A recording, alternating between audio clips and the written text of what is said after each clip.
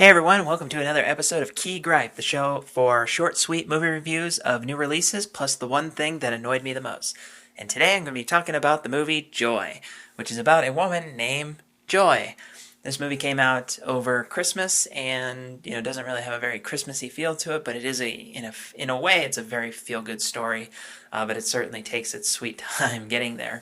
Um, so just to kind of give you a little bit of background about what Joy is.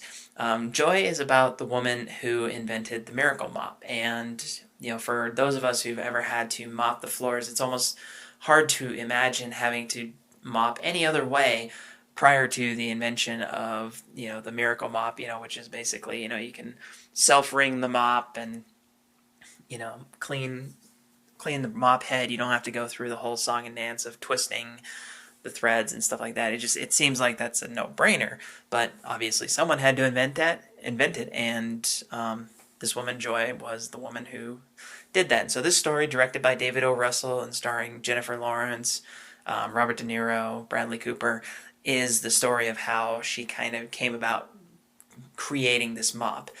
And it's a story that is, I mean, when you think about it, it's like this sounds like the most boring thing ever. It's like somebody inventing a mop, but it's actually quite an interesting story, given who this woman was and what she had to go through in order to actually get this mop out into the world. The fact that we have it today is because of this woman and her perseverance. I don't know the full details of the true story, but at least in the way the movie goes, she had to be very persistent and very aggressive in order to get this mop to the market. So the movie itself begins with Joy as a young child. Basically, she's a very creative child, inventive. She wants to basically invent things. She wants to be that, but there's all these circumstances that are surrounding her that are making that almost impossible. Her parents get divorced. She has to take care of her mom and her dad kind of, separately. When she gets old enough, she has children of her own, and she's in a marriage that isn't even that. It's not a loving marriage, and yet her husband, after they get divorced, still lives with her. And she has to fight, for everything to support her family. She's works as like she works for an airlines. She has to help her dad and her sister and all this. And, her life just is really rough. And you can tell that, the dream that she once had of being able to create and invent and do stuff for herself is just pretty much dead at this point. But then with the way, stories do progress, her father meets this woman and they go out on her yacht for, an afternoon. And while they're there, somebody breaks a wine glass, and as Joy is cleaning up the mess, her hands get all kind of cut up from the glass, and from that she gets this sort of revelation. It's that, movie magic revelation moment where she thinks of something that, this is a problem. This is something that, she as a mother, as somebody who does a lot of this stuff anyway, is like, I have an idea. And so that's when she creates this mop, this self-wringing mop. And she, basically goes through creation of it and, financing it. And, what this movie really does well, coming from, being in manufacturing, like that's what I do. It's interesting to see that they actually did fairly well of showing this is how things come to the market. It's not just somebody has an idea and poof, there it is. There's a lot of stuff that has to go through in order for these things to come to market. And though they truncate it quite a bit for the sake of time, they do still show that, to create an idea requires everything from, getting a patent, or if you don't own the patent, working with the person who does, and then, working, validating your materials and costs and all that. And, this movie does a really good job of like showing how that whole process goes. And even once she actually creates this mop, when she gets it, it's a matter of selling it. And so, she tries, the door-to-door kind of salesman. She tries like, selling it in a Kmart parking lot.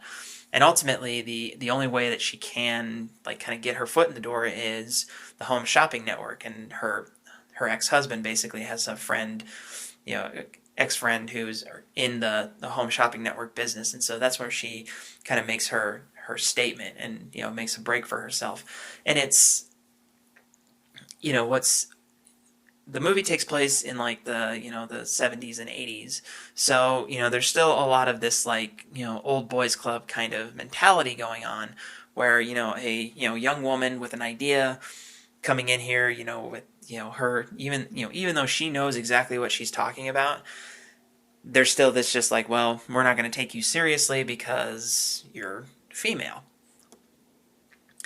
And obviously she doesn't want to have any of that. She doesn't want to hand these things over to other people. She wants to the only way she's going to succeed in what she's doing is by taking the reins and doing it herself. And that's exactly what she does. When they completely flub the mop on the Home Shopping Network, she goes and she says, "Give me a chance, let me sell my mop," and that's exactly what she does. And it's magic from there. And it the story definitely has a happy ending, because it has an ending where because obviously we have this mop, but I mean at the end of the story, it's like, well, these people are trying to gouge her for material costs and stuff like that. When she goes out and finds out, they're basically blackmailing her in a way, or they're just taking her idea and marketing it for themselves.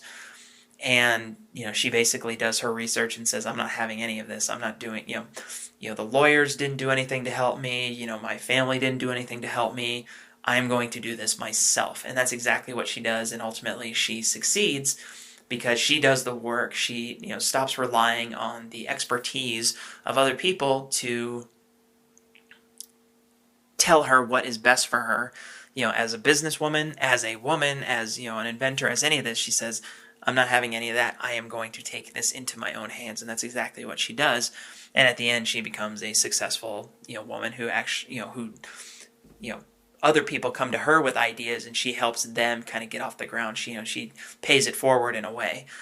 And the story is very much it has a lot of feminist overtones, which for me is extremely important, especially when you have a character like this who, it's a challenging character because you obviously want her to succeed. You want her to get everything, but you don't want her to come across as this almost like caricature of successful women, which you sometimes see in movies.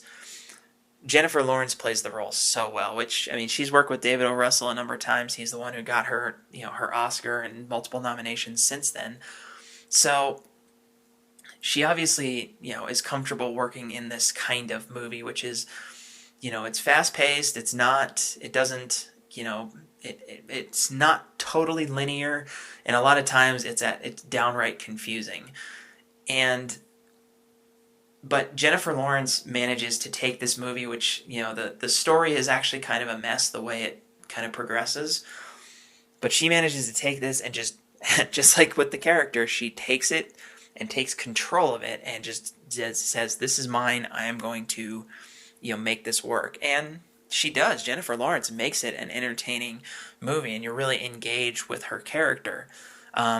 Where I would say the key gripe of this movie is that she is it. Like, that's really all this movie has. The story is, obviously the story focuses on her. She's in pretty much every scene in the movie because it is her story.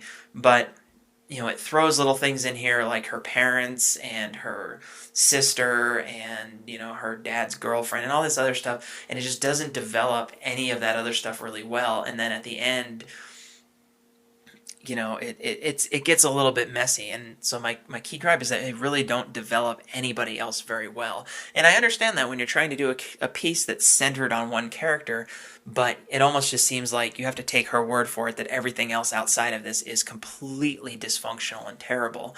Instead, you just kind of get little bits and pieces of it, and it doesn't feel like a complete movie. And they just kind of like throw a couple things in there at the end. It's like, "Hey, remember we mentioned this earlier? Oh, here's the resolution of that. Okay, we good? All right, thanks." So the story is it's very messy. It's not flushed out very well, and so that's my key gripe. But the saving grace of the movie is the fact that Jennifer Lawrence owns this role extremely well. She just takes off and runs with it, and it has a fantastic message. It's something that it's obviously female centric, which a lot of movies are not, and a lot of movies that are female-centric do not have a female character that is, kind of willing to, take the blows that come from, a male-dominated industry like, manufacturing is, historically very much a male-dominated industry, taking the blows and then basically turning it around on them and saying, okay, so this is what you said, but this is what it actually is, and just, kind of throwing it back in their face and really making a stand of just like, you can walk all over me, but I can always turn it back on you. And that's exactly what she does. So it really does have a very empowering message to it, even if the story itself is very, they had to add enough fluff to make you interested in the Miracle Mop. But I think everything that they added was just enough to give Jennifer Lawrence everything she needed to make this role absolutely fantastic. She nails the role, absolutely. Everybody else in the movie, does a good job, but I wouldn't say anybody else stands out the way that she just owns it, and she flat out owns the role. So, my review of Joy, I'd give it probably 6.5 out of 10. Close to 7, just because, again, Jennifer Lawrence's acting in that movie, she owns it so much, but there's so many other things in that movie that I think they shortchanged and just didn't develop well enough to make a complete movie. So that's my review of Joy, and I will see you next time right here on Key Gripe.